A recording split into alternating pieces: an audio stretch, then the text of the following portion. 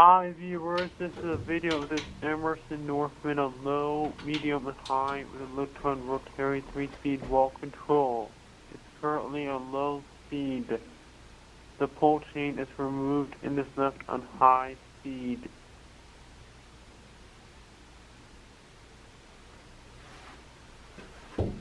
I'm turning it on medium.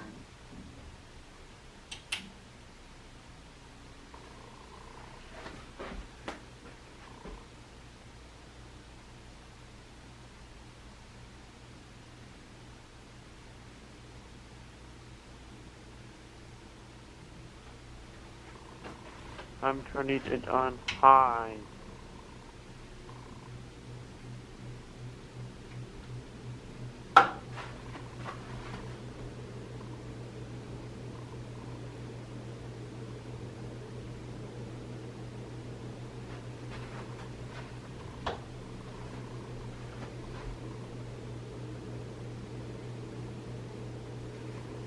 It doesn't wobble much or make noise, and it blows good amount of air.